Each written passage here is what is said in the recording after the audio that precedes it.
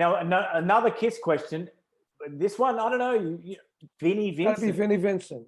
I knew that was coming. Yes. So. Well, he's a freaking weirdo. That's all I could say.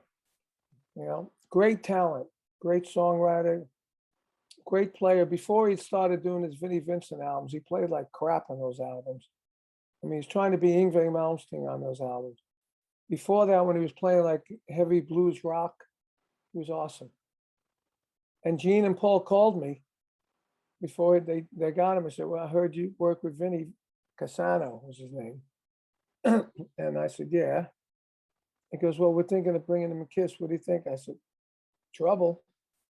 He's going to be trouble. A great player, good songwriter, but trouble. We brought him into the band, and guess what? He was trouble. And then years go by. He disappeared for 20 years. And just before COVID, last year, he surfaced somehow with doing some in-store things down in Nashville or somewhere. I forgot how it happened. But anyway, the guy who was promoting it heard that I played with Vinnie back in the day, and Carmine and the Rockers was the band. Actually got some pictures of that. Pretty hilarious. And he said, look, we're thinking of doing a Vinnie Vincent gig, and he wants to use Rob Fleischman to sing.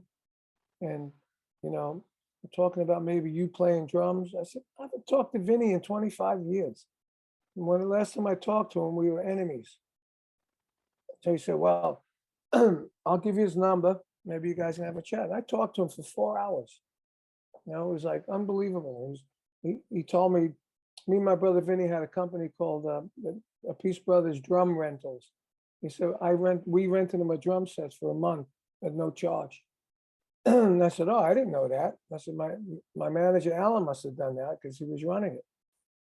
He said, yeah, I had it. I never got to thank you. I said, oh, great. And we talking, everything's cool. And so then he said, you know, so you want to play together? I said, yeah. Have any bass players? So I recommended Tony Franklin. You know, I love Tony. So we got Tony. So the promoter got Tony, me, and Vinnie. And then Robert Fleischman bowed out. So I got this guy, Jim Crean, that sings with me and my brother in Drum Wars. He's a really good singer. So the promoter paid everybody a deposit, paid Vinnie a lot more than a deposit. And then little by little, things started getting weird again. Next thing I know, Vinnie canceled the gigs, right? And he screwed the promoter. And I ended up being, you know, friendly with the guy. He also booked speaking gigs, which sometimes I do some rock history talks, you know. And I said, look, you know, he canceled, I'll give you the money back. He said, no, you put your time aside, you know, to do it, and you and Tony keep the money. You know, he said, Vinnie screwed me for, I don't know how many thousands, he said.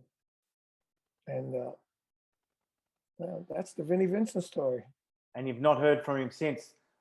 I haven't heard from him. Now he's doing these gigs with sucker people that go in to see him. You know, he'll buy a Gibson, a Stratocaster guitar for $150. He'll sign it and sell it for $5,000, and these people buy it.